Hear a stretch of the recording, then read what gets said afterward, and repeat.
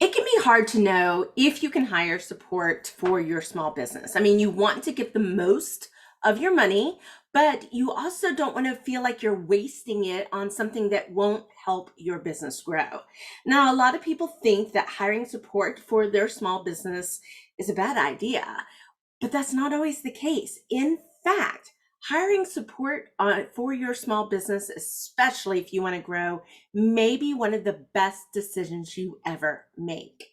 Well, howdy, everyone. My name is Leslie Hassler. I own Your Biz Rules Business Coaching, and we help women led service businesses grow and scale in a way that's profitable and sustainable, which is kind of another way of saying that we help people who are good at what they do be better at running their business.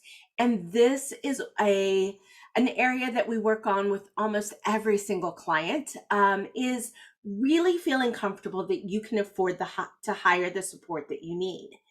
So first off, let's talk about team and hiring team. We've been doing a fair share of videos this month on the topic where we're kind of going, how can you be attractive? How can you afford to hire somebody? How do you use things like culture to really attract and retain qualified talent? And I think this topic today is perhaps the biggest stumbling block, the biggest obstacle that people have to overcome as they're going about scaling. And see, hiring team is a key scaling strategy. And if you're in a service business, especially, you're just not going to be able to get around it if you want to be able to grow. So we're going to talk a few things about that. We're going to talk about how some of the steps that I walk my clients through. And I think the first one is to answer the question, how do I hire the right employee for my small business? Well, in order to understand that, you need to understand your motivation for hiring someone.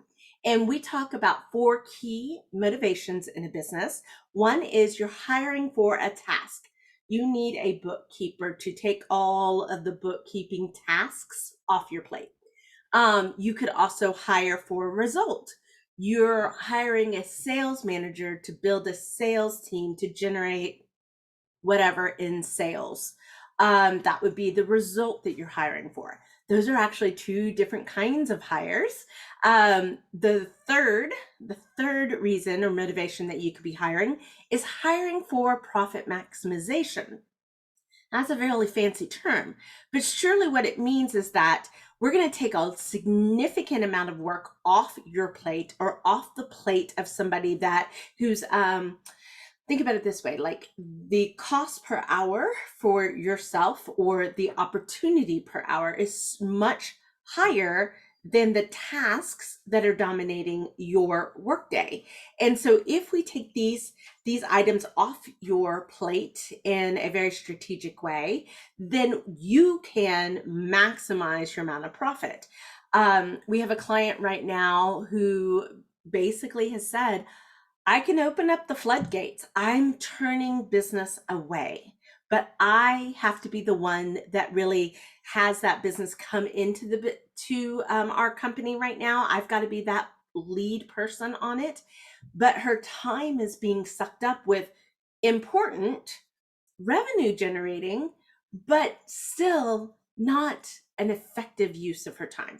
So in order to maximize her profit, we're going to move this other revenue generating work off her plate, put it onto somebody else's plate so that then she can say yes to more work that's already coming to the door. And the last motivation for hiring, I think is something that's not very talked about. And that is hiring for balance. You can choose to hire somebody in your team so you have a better work-life balance. Now, the interesting thing is like we could likely demonstrate the opportunity for increased revenue with hiring for task, hiring for result, hiring for profit maximization. Now, hiring for balance may not generally produce revenue. But if it's your motivation and your understanding of that, then we can build a strategy around it to make it happen and make the decision be a good business decision. There's also, when you think about hiring team, there's two types of revenue generating employees. And you should think and be clear about how an employee is impacting revenue. Every employee, every team member should impact revenue, but they're going to impact revenue in two different ways. That is either directly or indirectly. So let me give you some examples. So a direct earner is going to be somebody that is billable. It's considered billable. Could be anybody on the delivery side, the sales side. They're producing direct results that are very measurable. Easy. The harder one is indirect earners. Now, these people typically can be support. They're vital to the business, but it's harder to prove a KPI that they're actually generating revenue. But without them, your direct earners would not be as effective at generating income for the business. And so these indirect earners are very valuable. But because I bring this up because so many times the first hire that you might need to hire might be an indirect earner, somebody that takes things off your plate, like we talked about with task and with profit maximization, takes things off your plate so that you can earn more as a direct earner.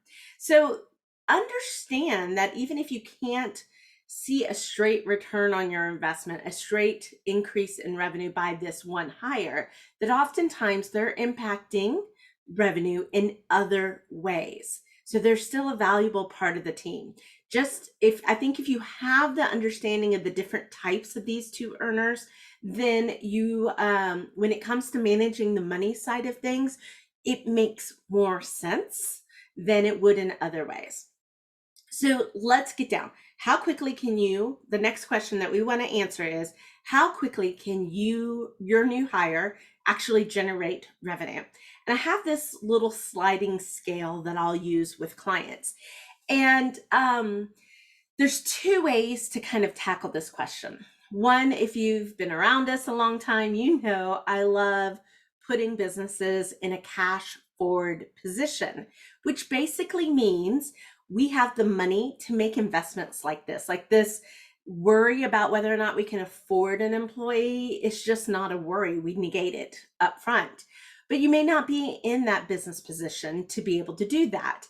And so the next way that we handle this is to answer the question, how quickly can this new hire, either directly or indirectly, bring in new revenue?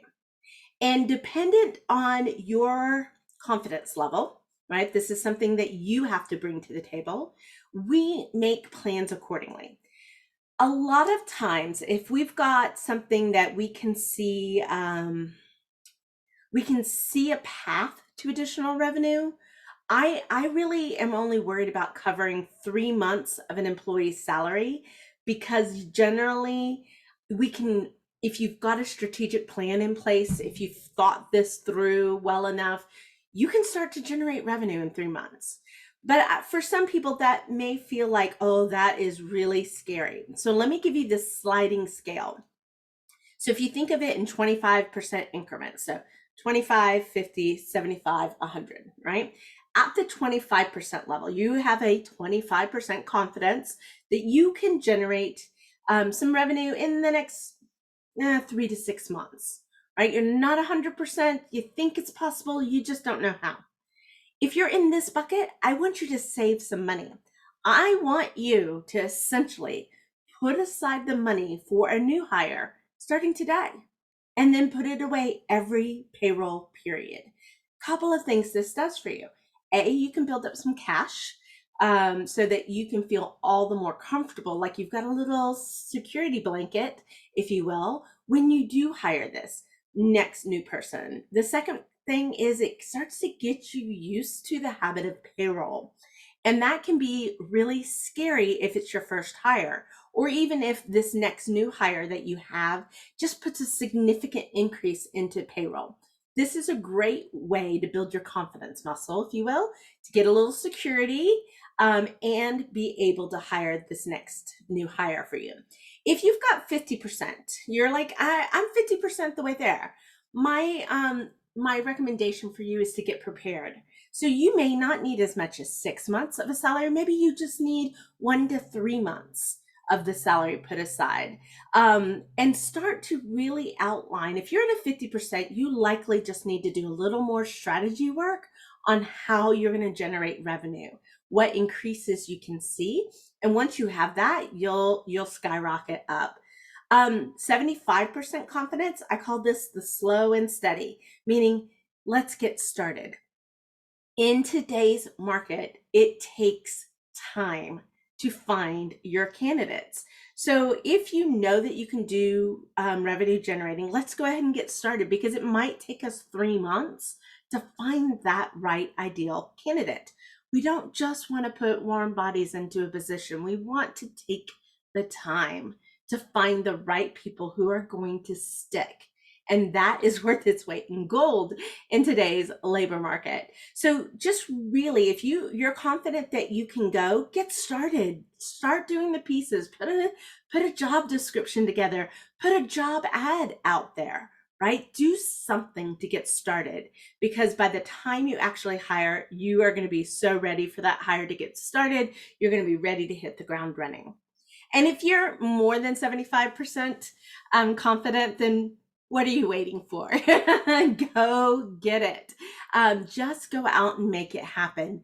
And guys, if I will say in this area that sometimes, all the strategies that we've shared with you today, they're really like preparatory, like we're getting ready to hire. We see the need, we've done the strategy work, we've got a plan in place, we know why we're hiring and who we're hiring and what position and all of that thought work beforehand. But sometimes you might be in a case where you needed to hire like 3 months ago and you're drowning. This position, if you happen to be in it, does tend to put you in a more reactive state. If you find yourself being in this state, what I'll say is come up with backup plans. Have plan A, plan B, and plan C. Find ways to bridge the labor gap so that you can take the time, be diligent, be strategic about your hire, because that is really what will pay off.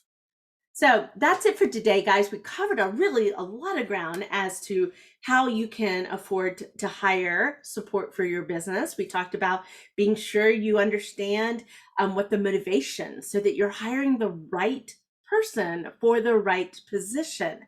Also talked about 2 different kinds of ways that employees can generate revenue, and then went through and talked about, what's your confidence level that you can actually generate revenue quickly, and how you can prepare for your next hire based upon that confidence. Well, that's it for today, guys. I hope you're doing well. And until next time, I almost forgot. Here, we've got a guide for you. It's a free download. If you are thinking about team in the midst of building your team, it's called the 7 Steps to a Rockstar Team. If you're on Facebook, just put Rockstar into the comments. My team will take care of you. But you can also find this on our website at yourbizrules.com/rock star. And we've got 7 great tips there. You'll actually see that sliding scale that I talked about. That's in there. So you can actually be able to pinpoint where you are, so you know what to do next. So that's it for today, guys. I hope you're doing well. And until next time, we'll be talking to you soon.